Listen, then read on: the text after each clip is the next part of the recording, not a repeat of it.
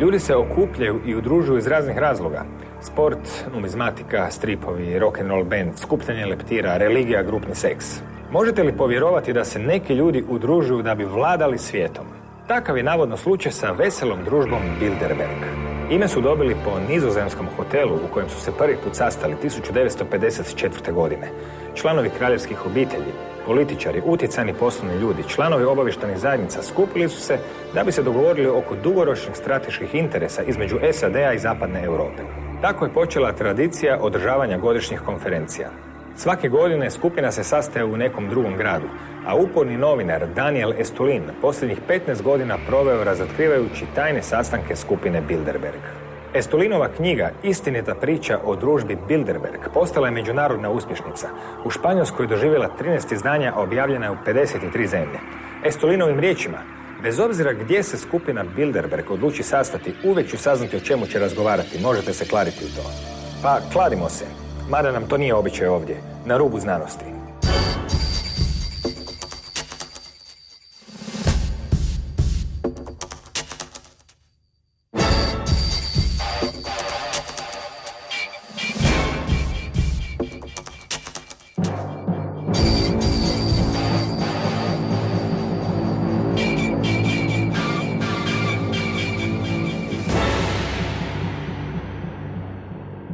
Pozdrav svima. Daniel Estulin je istraživački novinar i autor knjige Istinita priča o družbi Bilderberg.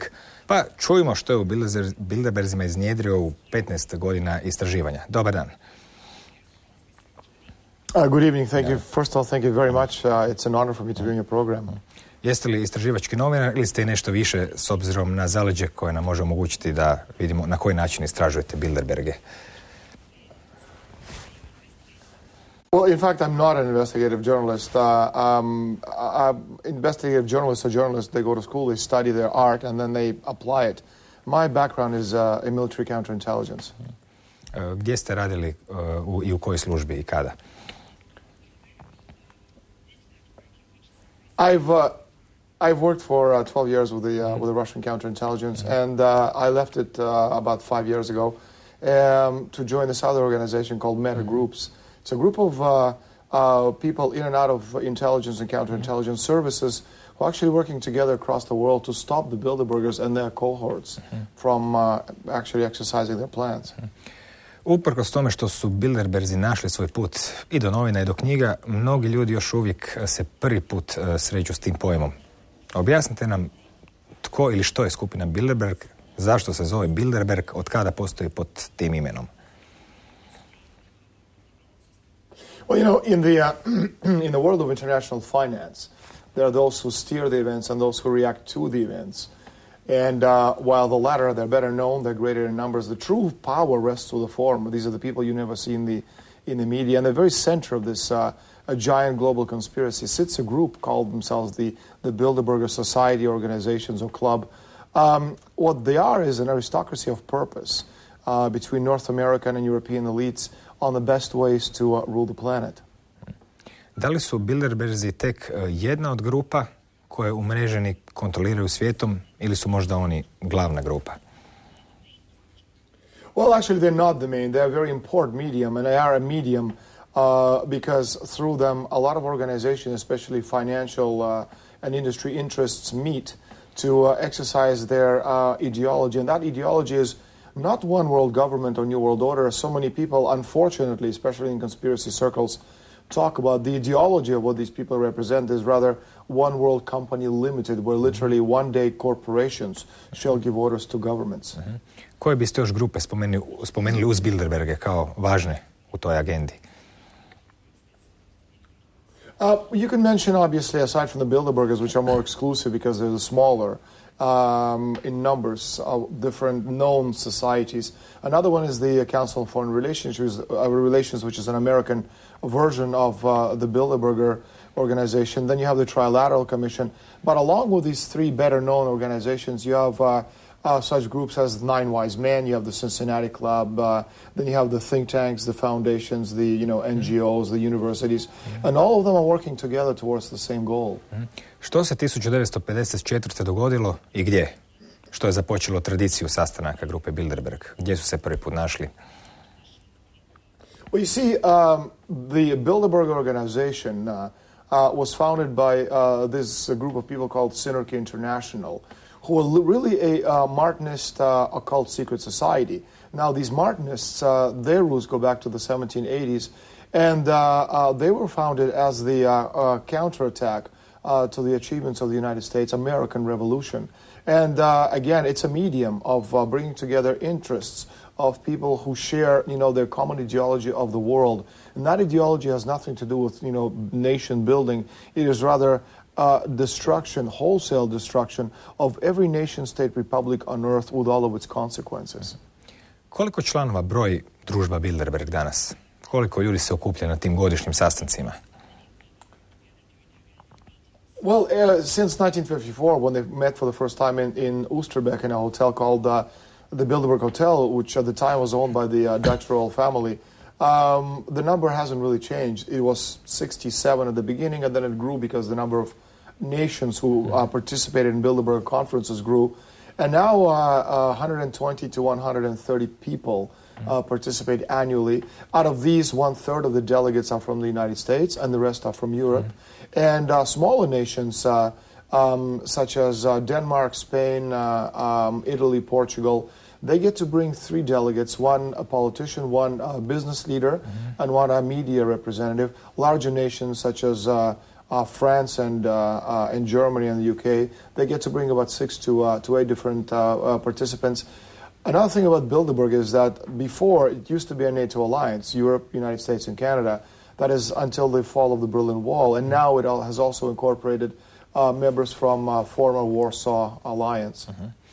Kakav je profil ljudi koji su članovi Bilderberga, što su oni u svojim zemljama po zanimanju ili po položaju?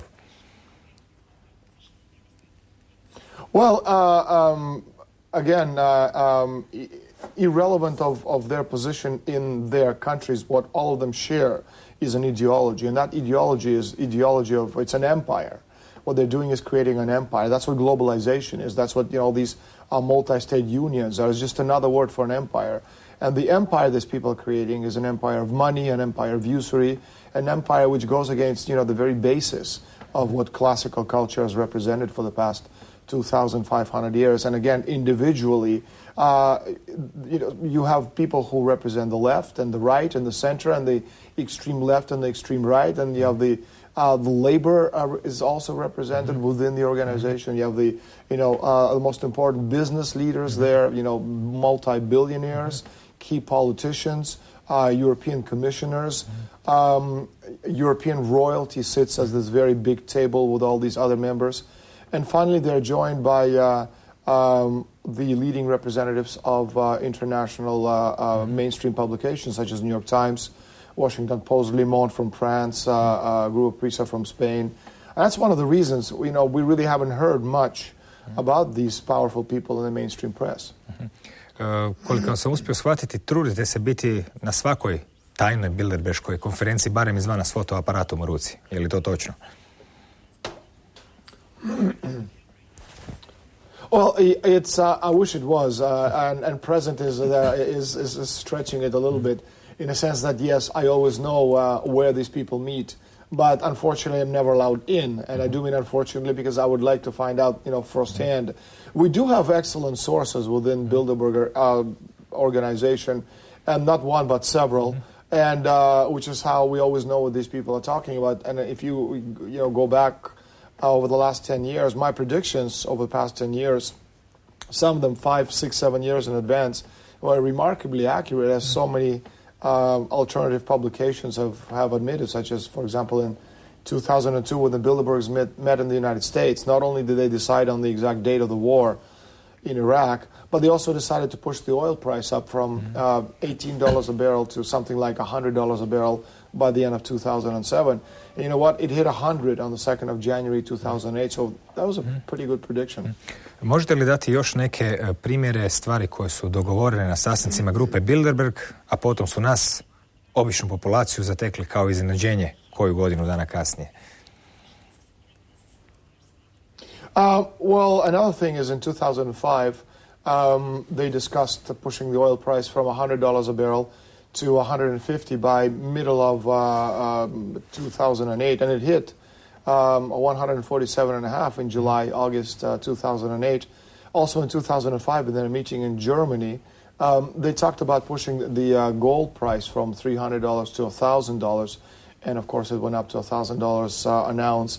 In 2006, when they met in Canada, they talked about not so much orchestrating, but the fact that they couldn't prevent the complete and utter meltdown of the housing market in the United States and in many different countries in Europe, and amongst them Spain. And as we saw, this is exactly what happened. And going back to the 1990s, in 1996, the war in Kosovo was discussed. And of course, that took place 3 years later. And in 1992, for the first time when they met in Evian in France, they talked about the need for creating the United Nations Army. And 14 years later, aside from the fact that we already have a rapid reaction force in Europe, which is your de facto European army, 14 years later, that is in 2006, when they met in Canada on the outskirts of Ottawa, suddenly the United Nations Army became the key issue, not only for the Canadian politicians, but also in the mainstream Canadian press. Na koji način grupa Bilderberg provodi svoje odluke prema bazi, znači prema dolje, prema političarima u zemljama koje nemaju svog Bilderberga, da tako kažem, ili u drugim institucijama? Naravno, nisu svi uključeni u Bilderberge, pa ipak treba obaviti neki posao za njih.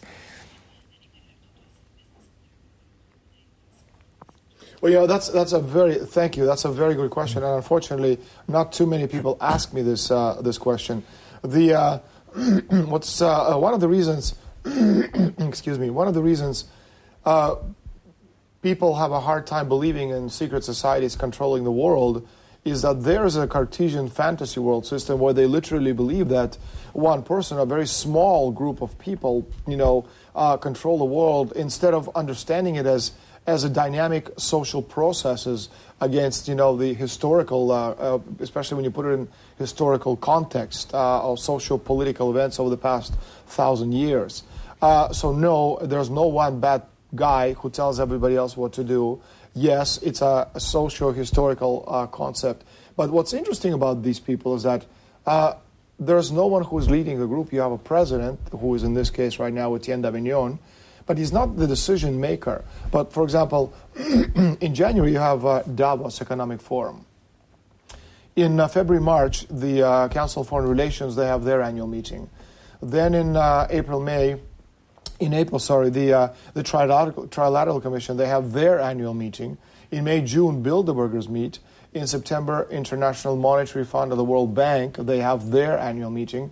In October, Trilateral Commission Asia have their regional meeting. In November, Trilateral Commission Europe, they meet. And in December, Trilateral Commission Americas, they have their regional meeting. But there's nobody leading these discussions. But the decisions reached in one get passed on to the other, and before you know it, they become the key points in regional elections, then national elections, then international elections. Then becomes a key issue to be discussed in European Parliament and the United Nations. And before you know it, every mass media publication is saying, now what are we going to do to stop genocide in Yugoslavia? What are we going to do about all these, poor people being killed in Afghanistan? We have to bring democracy to Afghanistan.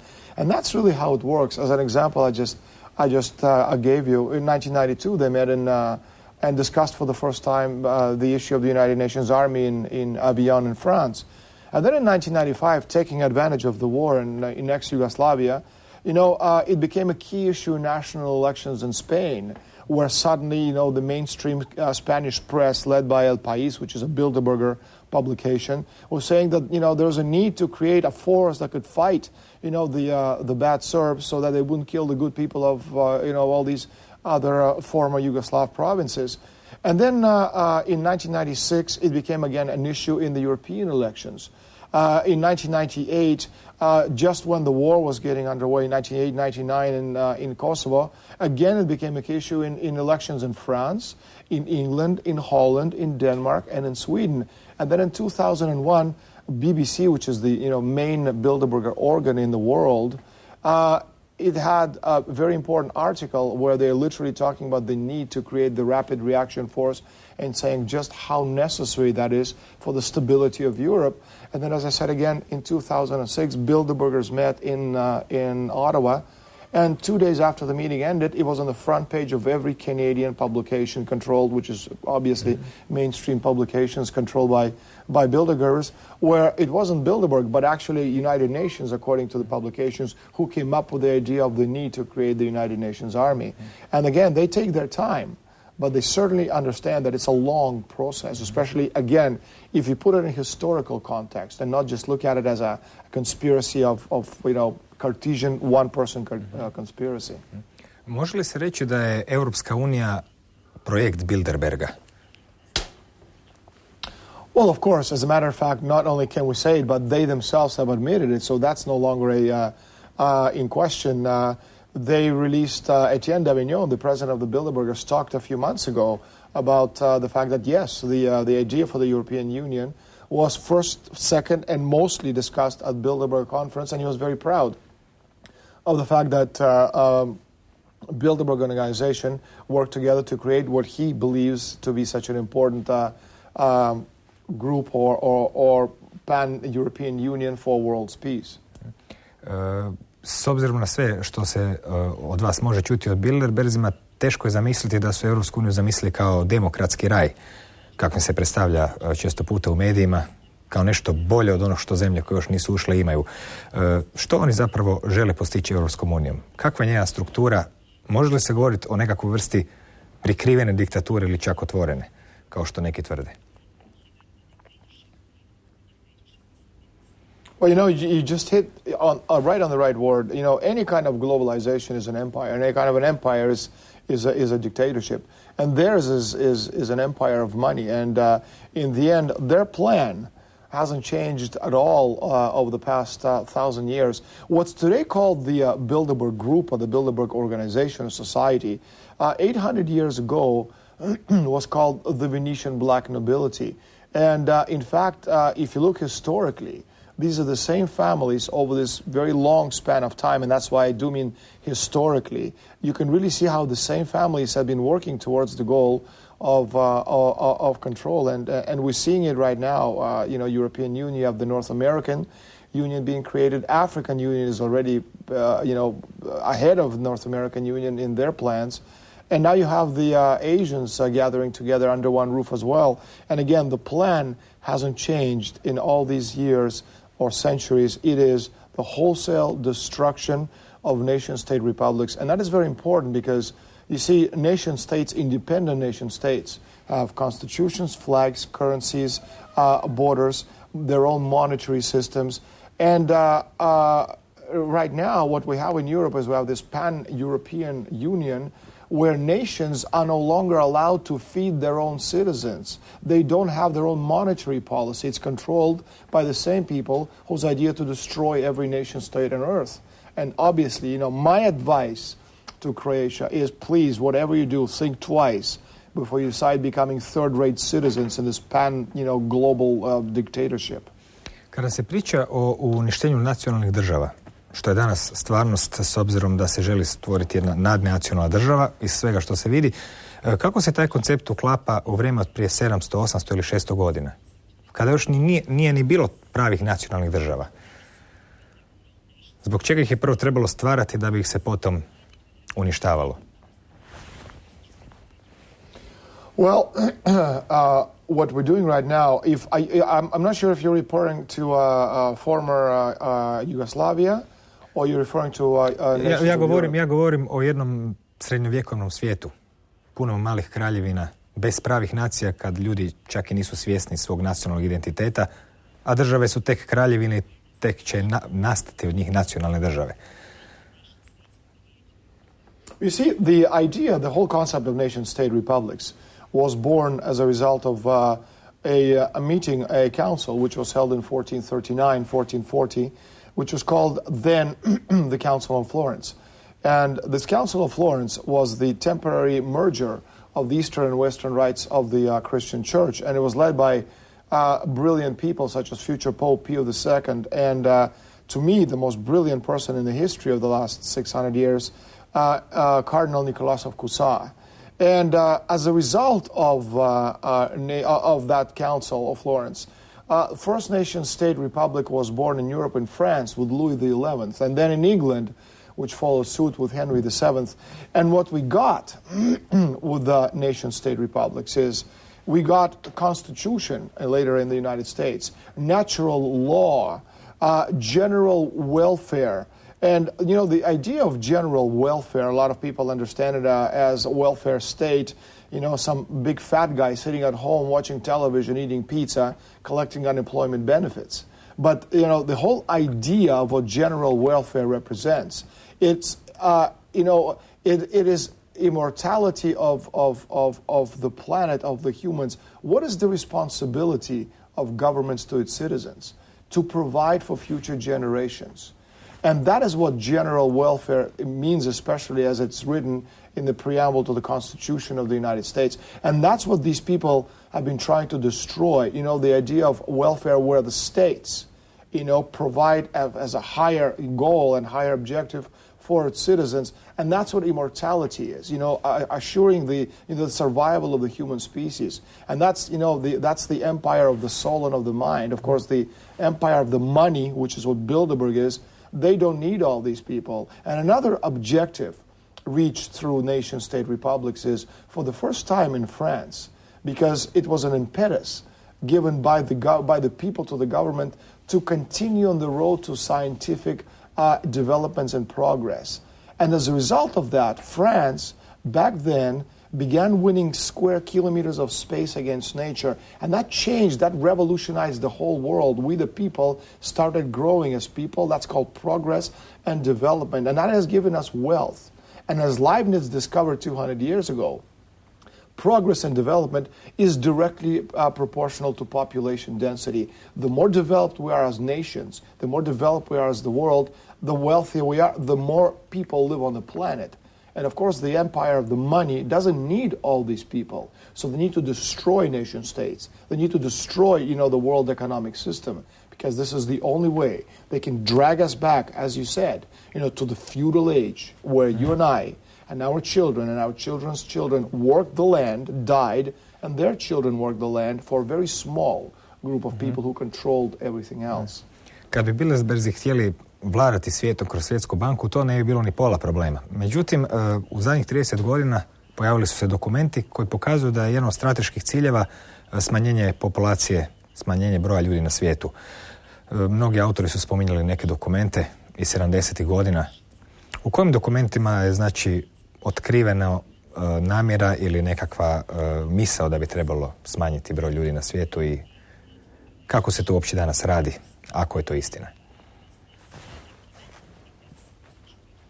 Well, you know, before modern last 30 years, as you mentioned, you know, Malthus talked about this in his documents. And before that, beginning in the early 1600s, you know, the Venetians, Conti and Sarpi, they talked about it. In fact, you know, Malthus' theory on population is a plagiarized version of, you know, old Venetian black nobility's documents going back 450 years. In modern time, you know, the most famous document which everybody talks about is the 1974 study, population study called Memorandum 200.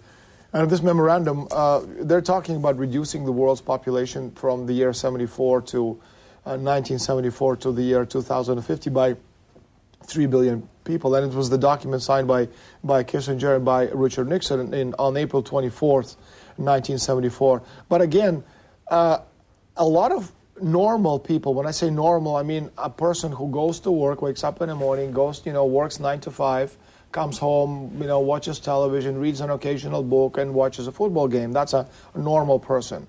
To explain to this normal person the fact that they want to, you know, reduce population from current level of 6.7 billion to 2 billion people, unless you put it in historical concept against the background of history, you know, people will look at you like you're insane. But again, it makes all the sense in the world because, as I said, you know, previously, Leibniz discovered that population density is proportional to growth. So if we prosper as nations, if we prosper as society, not only are we improving the lifestyles of the people, which is what general welfare is about, our obligation as nations, to make sure that we as human race survive, the propagation of the human race, that's what immortality is about. And the empire of the money, they don't want all these people eating up their natural resources.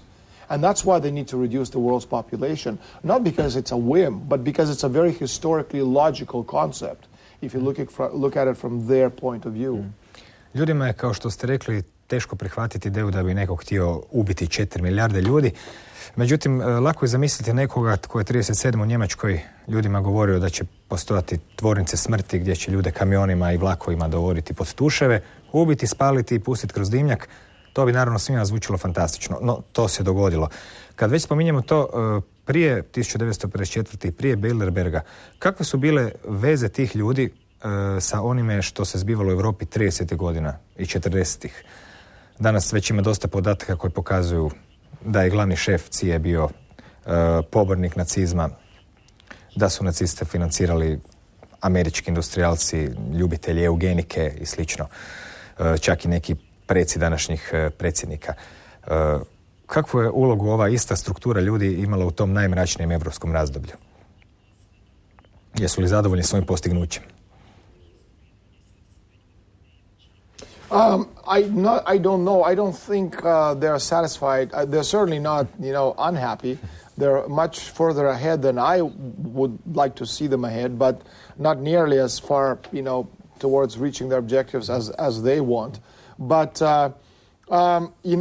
again, if you look at it historically, what's today called Bilderbergers, back in the 1920s, they were the Synarchy movement of empires. And the Synarchy movement of empires, it was an organization led by Nazis who created banks such as Bank Worms in France, who are the main sponsors of Vichy France and of Hitler. So again, these societies and organizations are very, very old, and their intentions haven't changed. They keep morphing from one form to another, but the final objective is the same. And as far as who are some of these individuals are, when we talk about Bilderberg, as I said, it's Bilderberg, and you have Trilateral Commission, and you have Council on Foreign Relations working together. You have different NGOs, you have foundations, think tanks. Well, two of the principal foundations, going back historically, who played such an important role in what you were describing back in the 1930s in Nazi Germany, were the Alfred P. Sloan and the Sage Foundation. Alfred Sloan was the CEO of General Motors back in 1923, and of course, an ardent Nazi. And both of these organizations, they created the Liberty League in the United States, who in the 1930s tried to depose Franklin Delano Roosevelt, the man who has done so much, for America, the last great president in the United States history. And ironically enough, again, merging the past and the future and the present into one, the same characters who today are the hardcore nucleus of Barack Obama's administration, they have Larry Summers and Peter Orsgaard and Sus Sunstein, all of these people, they all, come out of the Alfred P. Sloan and Sage Foundation, which is a roundtable kind of organization. And all of these people are what they call themselves behavioral economists, which two words, you have to be, insane or on drugs to actually put behavioral and economists together until you understand that what they're doing today is exactly the same kind of, morphing of evil principles back in the 30s of using economy, using behavior, of people to control economic processes. Opisali ste kako to danas rade američki predsjednici, no malo prije ste rekli da je Franklin Delano Roosevelt bio zadnji veliki predsjednik. Nije li on zapravo bio dio tog istog plana s obzirom da je bio upleten i u rješenja takozvane velike depresije, još jedne namjerno stvorene krize? Potom je također imao sklonosti prema ulasku Amerike u rat i slično. Pa mi se čini da on dosta bio, kako bi se to reklo starim jezikom, na liniji tog plana. Što ga čini tako posebnim u odnosu na druge predsjednike? Well, you're absolutely right. The Great Depression wasn't all that great and wasn't really a depression. It was simply a transfer of wealth. And it's something that a lot of people don't understand about how money works. It's not like water where it evaporates and disappears. Money goes from, point A to point B. So in the case of Great Depression, somebody lost and somebody gained. When I talk about Roosevelt being a great president, Franklin Delano Roosevelt, not Teddy Roosevelt, I'm not talking about every one of his actions was an action for the betterment of humanity. I also put it in terms of historical concept where certain decisions were made, and I'm not making excuses for him because, as a matter of fact, I have never voted in my entire life, and I would never do it for anybody ever, here or anywhere else. But, when you put it in historical concept, once he became president, he did some wonderful things for America, such as, again, going back to the idea of national banks, and to the physical economy, which actually gave growth to the United States, which has been destroyed right now, not only in the United States, but everywhere else, which is one of the reasons why society is in such a bad state as it is. And of course, Roosevelt was behind all the information with as far as Pearl Harbor is concerned. So again, there's no denying that the man is he's not a saint. Mm-hmm. But again, I think we have to put all that in political context. You have to navigate some pretty treacherous water. And there are certain things you have to do which you certainly don't agree with, and there are certain other things you could do. And I think he did enough good things to be warranted a great president. Mm-hmm. And another great president, you could also say Kennedy, but he certainly didn't live long enough, to warrant this. Mm-hmm. Za njega vjerujem da bi veliki predsjednik, recimo zato jer je ubijen, pa eto, tako bi se recimo postupalo s nekim ko ne pleše u taktu. Kad smo već kod američkih predsjednika, postoji nešto što se zove Loganov zakon. Taj Loganov zakon ima velike veze s američkim sudjelovanjem na sastancima grupe Bilderberg. Objasnite nam kakav je to zakon i tko ga i kako krši. Yeah, you're absolutely right. Your previous comment, Kennedy was a great man. Unfortunately, he wasn't there long enough, And as far as Logan Act is concerned, basically what it says is that it's illegal for American businessmen to meet in private with politicians to discuss public policy. And this is exactly what Bilderbergers, all the Bilderberger businessmen have been doing since 1954. But flaunting a Logan Act, again, putting it in context, it's really not that important because, politicians do illegal things all the time. And I wish it was only, as bad as somebody trying to make a little bit of money on the side. Unfortunately, it's a far, greater evil. But that said, very few people who attend Bilderberg actually understand what's behind their final objectives. In other words, just because, someone is invited to a Bilderberg conference doesn't mean that they understand what the final objectives are. These objectives are not revealed to anybody. These are very powerful groups of people who've been meeting for many, many, many years. And again, it's just a medium of bringing all these interests together. But it's a very dynamic system. It changes with the times. It absorbs and new parts while it excretes the remaining of old dead decrepit companies like Arthur Andersen or Enron. Members come and go, but the system, it doesn't change. It's a self-perpetuating system, a virtual spider web of financial, political, military, and industrial interests with a Venetian ultramontane model at the center. But again, out of all these people who attend, most of them only know that they're breaking the law by attending because of the Logan Act. Mm-hmm. They don't understand that there's a objective of destroying the world as we understand the world for good of a very small group of people. That I think is also in fairness to most of these people. Je li točno da svoje mandate predsjednici nekih najvećih zemalja svijeta dobivaju upravo na sastancima grupe Bilderberg? I ako da, kako je to bilo s nekim od aktualnih vodećih ljudi u svijetu? Well, I think the most telling example is Bill Clinton, who attended back in 1991. I should mention that sitting presidents, meaning presidents who are in office, never attend Bilderberg simply because every second of their time is accounted for. But they're represented by others in the government. And the people who attend Bilderberger meetings, they don't attend as individuals. They attend as representatives of a government or some organization. As far as Clinton, he came in 1991, and David Rockefeller took him aside, and he asked him, how he felt about NAFTA, the North American Free Trade Agreement, which was signed on October 3rd, 1987 in Washington.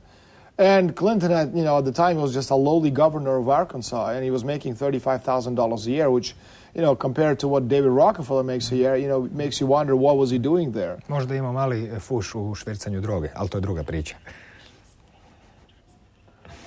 Well, he did, but that's not why he attended Bilderberg. It's David Rockefeller said to him, do you know what NAFTA is? And Clinton said, well, no, I have no idea. So Rockefeller sat him down, and he gave him a master class on what North American Free Trade Agreement was. And then he asked him, if you were president, would you support it? And he said, well, is it important to you, David? And Rockefeller said, it's very, very important to me. And Clinton said, well, of course. And so Rockefeller stretched his arm and said, thank you, Mr. President. It's a story. It's a funny story, and it's almost an anecdote. But the fact is that next year, the following year, 1992, he was elected president. And another example is Barack Obama. He attended in 2008 along with Hillary Clinton. That famous episode where, the reporters were on the airplane and suddenly Barack Obama wasn't there. He just kind of disappeared, and then he appeared at the Bilderberg conference in Chantilly. And at that meeting, the American delegates told Barack Obama, and again, I know this because our members, who are inside Bilderberg have told us this. And for those who are doubting what I'm saying right now, again, if you look on the internet, my predictions going back years and years. My batting average is almost 100%. And so American delegates told Barack Obama that, the presidency was his to lose. In other words, you play by, do what you're supposed to, say the right things, smile the right time, and, you win the presidency. And they also told Hillary Clinton to stay out of his way. Because, the initial plan of Hillary Clinton was to take over the the Democratic nomination at the Democratic National Convention. And they basically warned her not to even think about it. And so when, after the Democratic National Convention, so many Hillary Clinton supporters were so disappointed because they absolutely were sure that she was going to try to, take it away from him. But she couldn't because there was just, the Bilderbergers have too much dirt on Hillary Clinton. Koji su europski predsjednici dobili svoje poslove na sastancima grupe Bilderberg? Well, it's not such a clear-cut case as in the case of Bill Clinton or Barack Obama. Tony Blair attended, and then several years later he became Prime Minister of England, and Jose Socrates from Portugal attended, and then a year and a half later became, the leader of Portugal. But Angela Merkel. That's true. The case with Merkel is different in a sense that, as a matter of fact, I was it was published in Nexus magazine, and I was the only person in the world. There's that famous photograph of Chancellor Gerhard Schroeder entering the Bilderberg conference in Rotterdam in Germany in 2005, which I took from about a kilometer away with a very long lens, and he's shaking hands with Jürgen Tremp, the CEO of Daimler Chrysler. And then there's another photograph where Merkel is coming in as well. But in the case of Merkel, it was just simply a decision where they felt that not that she made a great impression or anything like that. They just felt that Schroeder was all used up, and they just needed a change. And they all decided to get their people to promote Merkel. And they at the meeting they were talking about how to get her very boring, because she's boring. She's like a rag, and trying to get this rag to actually look, appetizing. And but she didn't earn it. In the case of Clinton earned it. Barack Obama did his thing, and I think the best case of somebody earning it and not getting it, but it's not because of Bilderberg, because it just they just couldn't do it, is a case of John Edwards, who was the vice presidential candidate on the Democratic ticket with John Kerry. In 2004, he attended the Bilderberg conference in Stresa in Italy, and he gave an absolutely brilliant talk on the state of the labor unions in the United States.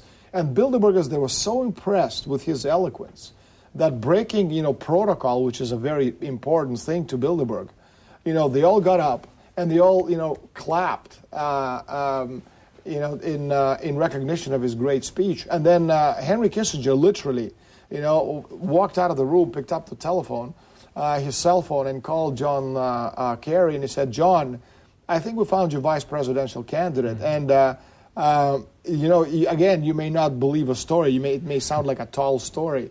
But the fact is that when my photographs of John Edwards appeared in the alternative press in the United States, New York Times immediately published an article on page 12 of their edition, recognizing and admitting that, might John Edwards, being selected, chosen because of, a great performance. And, of course, they made it look like, he was a great leader. But in fact, they just had to diffuse the situation and because of, my coverage of their conference. Spomenuli ste da se u toj vrlo dinamičnoj grupi sve mijenja, osim plana, ljudi se mijenjaju, taktike, čak ponekad strategije. Međutim, još nešto se ne mijenja. Često puta, dugi niz desetljeća, dakle, tu se pojavljuju ista imena, konkretno mislim na Rockefellere i Rothschilde. Jesu li ta imena doista toliko važna i bitna u kontekstu plana za dominacijom i vlašću nad svijetom i same grupe Bilderberg? They are important to a certain level. They're a lot less important than most people realize. The fact that, people know their names makes them a lot less important than we think. Because, I think it's not very logical to think that normal people who have a normal job in a factory or as a teacher would know the names of the most powerful people in the world. And considering the fact that the Rockefeller wealth, it only goes back 150 years, and the Rothschilds' wealth goes back 250 years, which in historical terms is not very much, considering also that their wealth is measured in $50 billion, $100 billion, no more, because according to Forbes magazine, the guy who has the most money in the world is Warren Buffett or Bill Gates.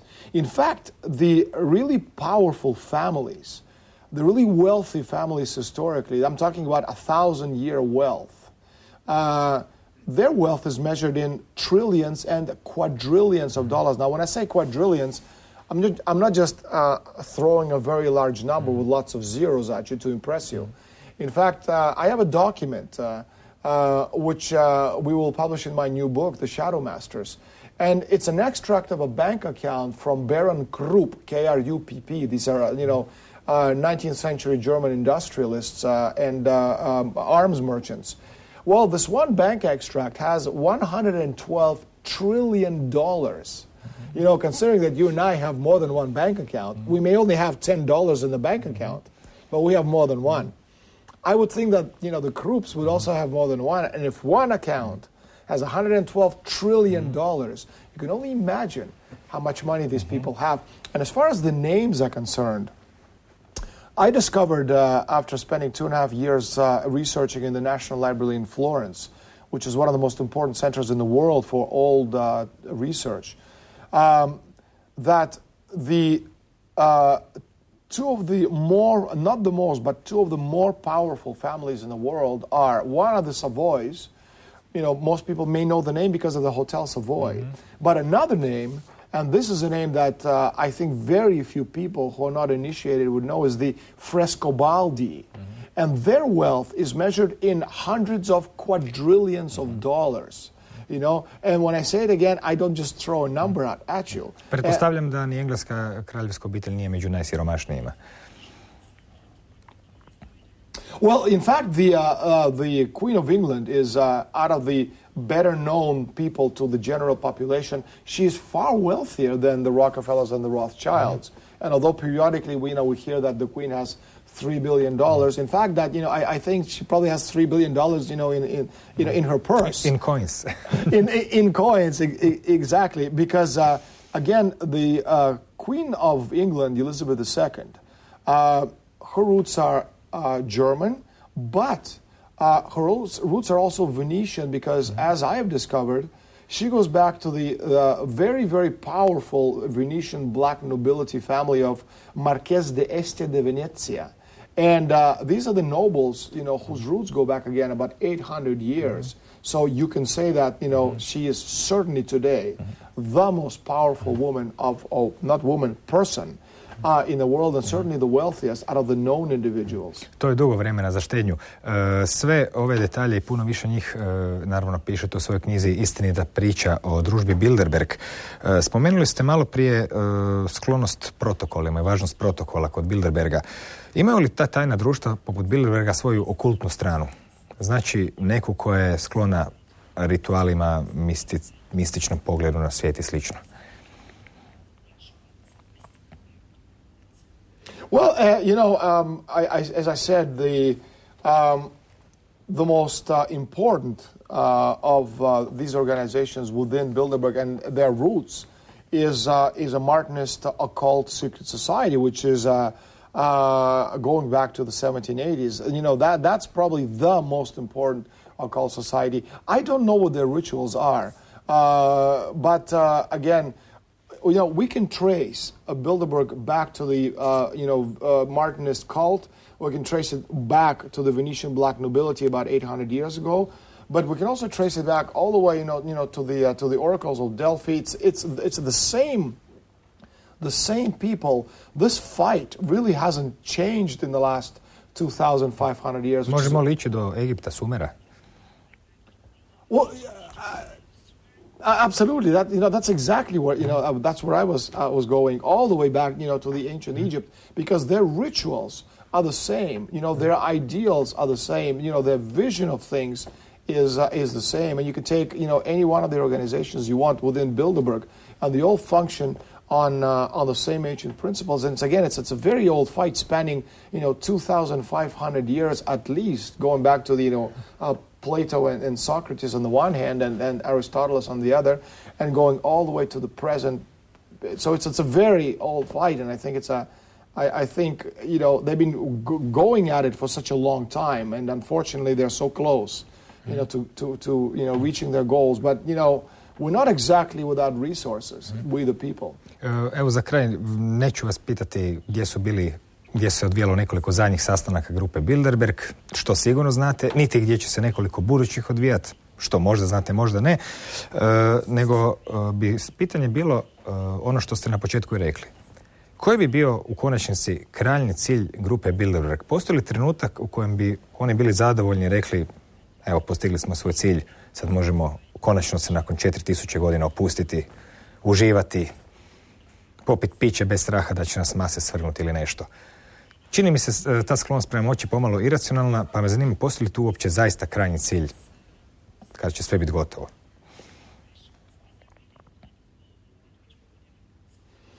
Well, it's absolutely rational if you're a normal human being. If you're degenerate, as they are degenerates, we cannot understand why somebody would want to control the sun, the air, the wind, the water. We can't understand that. But this is exactly what these people want. They want to be gods on earth. And to us, that's degeneracy. But in order for them to be gods on earth, they must destroy us. But what they don't understand, is the planet's progress and greatness and immortality is measured by the minds of the people.